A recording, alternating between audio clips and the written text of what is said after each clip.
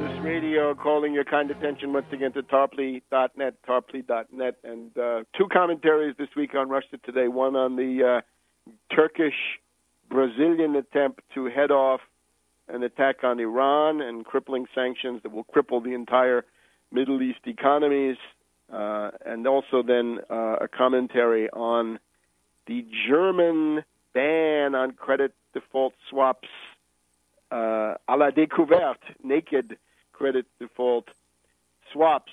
Let's get back to this pathetic Senate product. On the most radical, I suppose, was the Cantwell-McCain Senate 3884 to reinstate the Glass-Steagall Act, which means insurance is one thing, banking is another, stock jobbing, investment banking, a third thing. These are mutually exclusive, firewall between the three, can't do more than one. So be a bank, be a commercial bank, or be an investment bank with stock jobbing and derivatives, but not both.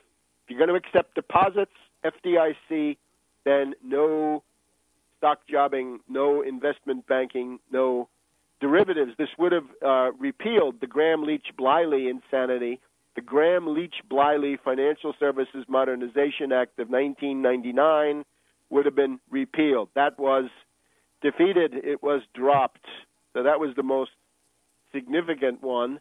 Then there was Merkley-Levin, and Merkley-Levin was to force large banks to divest their speculative proprietary trading activities. In other words, the Volcker rule. This is less radical than Glass-Steagall, but still the Volcker rule would have been something. But unfortunately, the Merkley-Levin proposal did not come to a vote. When they got cloture, they were doing cloture essentially.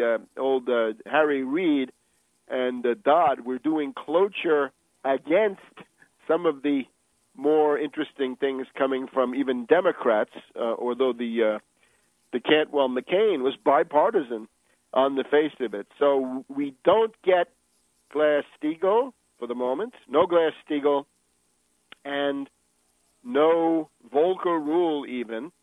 And then the one thing that did get through, apparently, is the Blanche Lincoln Senate Agricultural Committee measure, which says that banks are not allowed to do derivatives trading. So this specifically derivatives.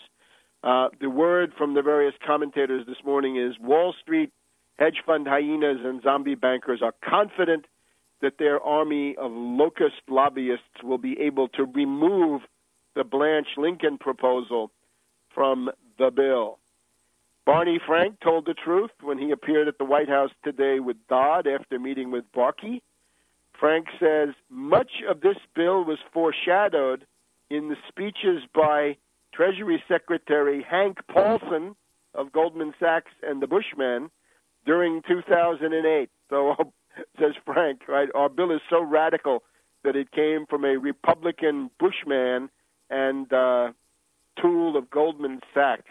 So that more or less says it. Now, there are some half measures that are worth mentioning. It is worthwhile to force derivatives to be traded on exchanges. It's important for them to be listed, to be processed through clearinghouses so you know how many there are. It would be better to make all derivatives reportable ipso facto, no matter who owns them.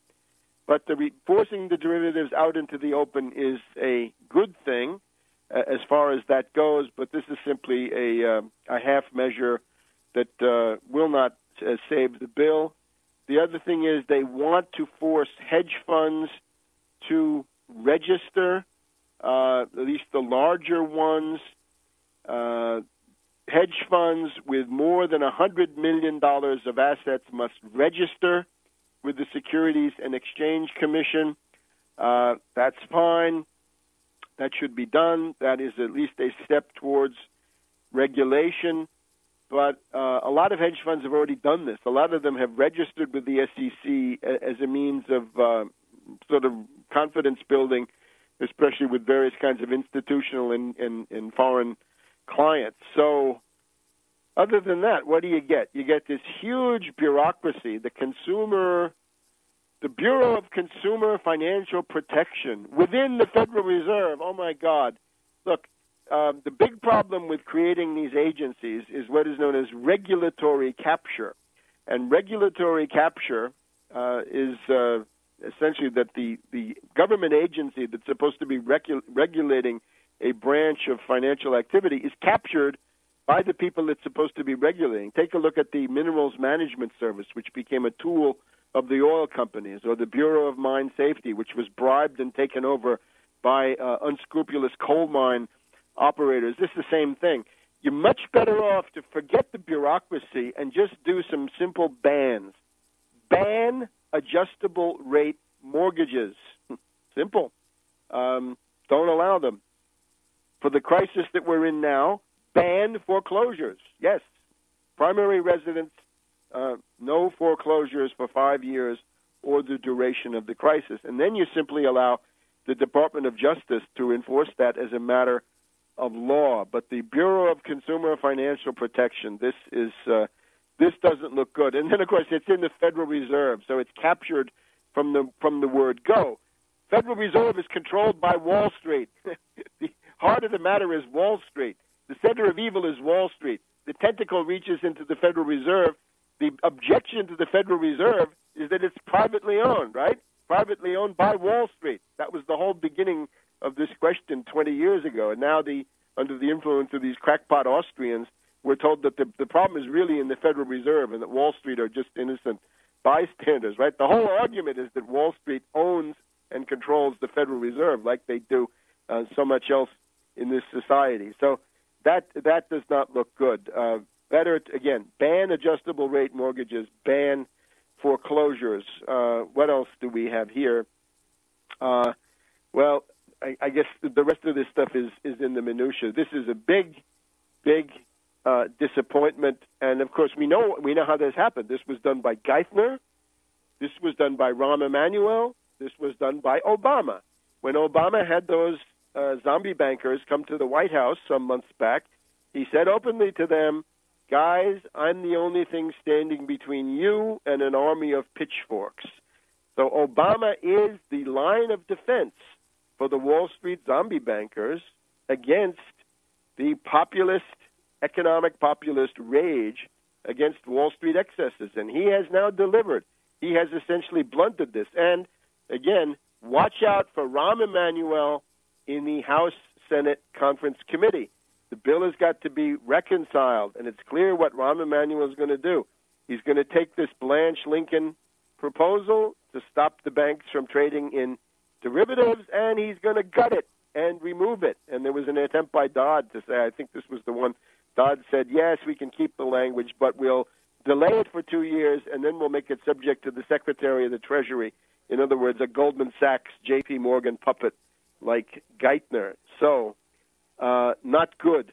The other thing you should listen to in the closing moments of the show now, look at this attempt by Brazil and Turkey to head off the conflict with Iran. So this is Lula of Brazil last Sunday night with Erdogan of Turkey and Foreign Minister Davutoglu of Turkey. Quite an interesting fellow. Going to Iran and saying, look, we've got the problem of the uranium enrichment solved, and as soon as this happens, the very next day, Hillary Clinton comes up, she claims, with a deal to impose crippling sanctions on Iran. Well, even what she puts out is not crippling, but big mistake for Russia and China to go along with that if they do, which is not shown yet. It's not yet a done deal. So keep fighting on all these fronts. And remember, ban hedge funds, ban derivatives and Tobin tax, and seize the central banks and use them for credit creation and job creation. And we'll be back next week on World Crisis Radio.